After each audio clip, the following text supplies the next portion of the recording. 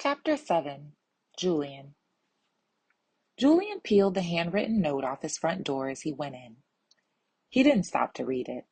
He knew what it said, and besides, it was all written in capital letters, which he thought a bit rude and shouty, undeserving of attention. Julian made himself a cup of tea, sat down in an armchair, untied his shoelaces, slipped off his shoes, and rested his feet in the foot-shaped dents in the threadbare, tapestry-covered ottoman in front of him. He picked up his latest glossy magazine, Bazaar, which he'd been carefully rationing so it would last until the end of the week, and was just starting to lose himself in its pages when he was rudely interrupted by a knocking on the window. He sunk lower into the armchair so his head wouldn't be visible from behind. He'd become rather adept over the last 15 years at ignoring visitors. He was aided by the fact that his windows hadn't been washed in much of that time, their opacity a happy unintended consequence of his slovenliness. Julian's neighbors were becoming increasingly intrusive in their attempts to attract his attention.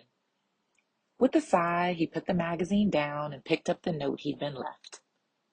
He read it, wincing at the exclamation point following his name. Mr. Jessup, we need to talk. We, your neighbors, wish to accept the freeholder's offer. We need approval, without which we can't proceed. Please contact Patricia Arbuckle, number 4, with the utmost urgency. Julian had bought his cottage in 1961, when the lease had 67 years left to run. That had felt like an eternity from the vantage point of his 20s, and certainly nothing to be concerned about. Now there were only 10 years left on the lease, and the freeholder was refusing to extend, as he wanted to use the land on which the studios stood to build a corporate entertaining complex, whatever that might be, for the Stamford Bridge Stadium. The stadium had grown and modernized around Julian over the years he'd lived in its shadow, while Julian himself had become smaller and increasingly unmodern. Now it was threatening to explode, like a monstrous carbuncle, sweeping them all away in a river of pus. Julian knew that the logical thing to do was say yes. If they let their lease run out, their properties would be worthless. The leaseholder was prepared to buy them out now, at close to the market rate. But he wasn't interested in buying out all Julian's neighbors if he was still left with the problem of Julian's little cottage squatting in the middle of his proposed building site. Julian knew that his neighbors were becoming increasingly desperate at the prospect of their life savings, which were, like most Londoners, bound up in bricks and mortar, disappearing, but however hard he tried, he simply couldn't picture living anywhere else. Surely it wasn't too much to ask to be allowed to see out his final years in the home he'd lived in for most of his life.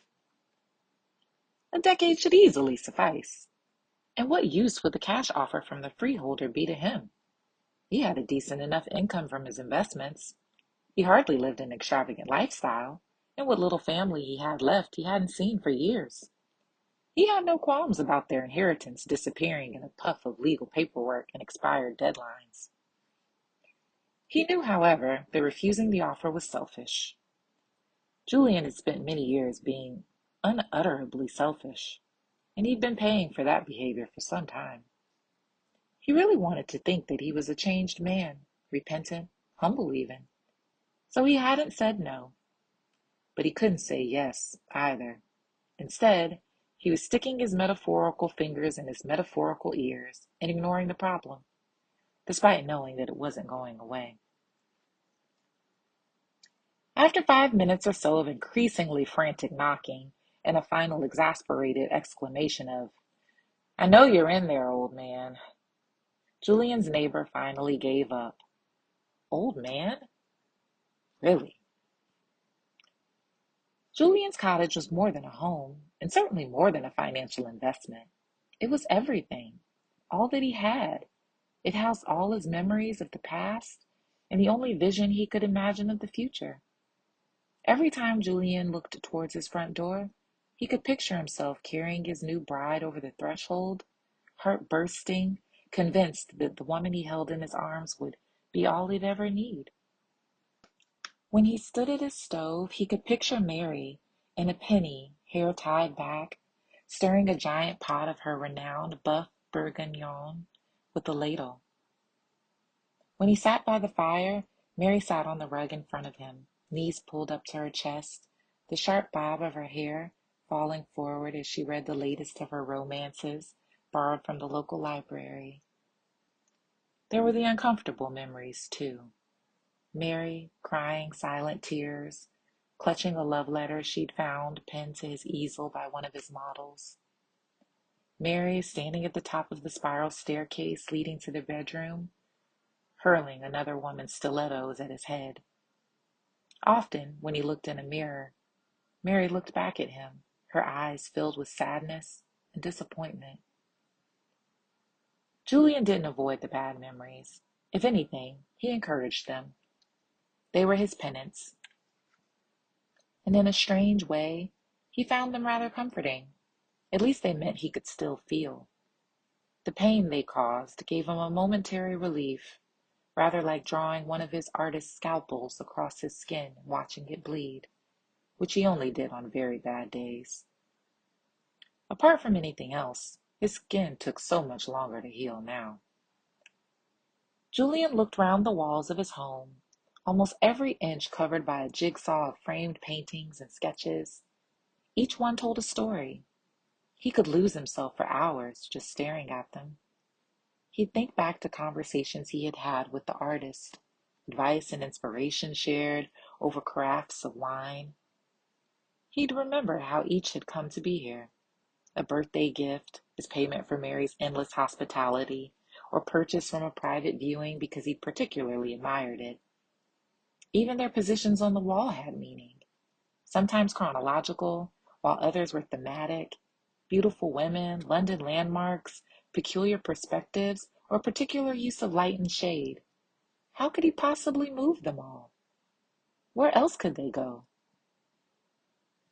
It was nearly 5 p.m. Julian took a bottle of Bailey's out of his drinks cupboard and decanted some into a silver hip flask, shrugged on his overcoat, and once he'd ascertained that the coast was clear of irate neighbors, left for the cemetery.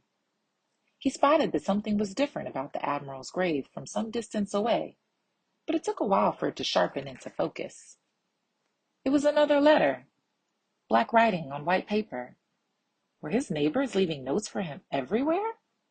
Had they been following him? He could feel his irritation building. This was persecution.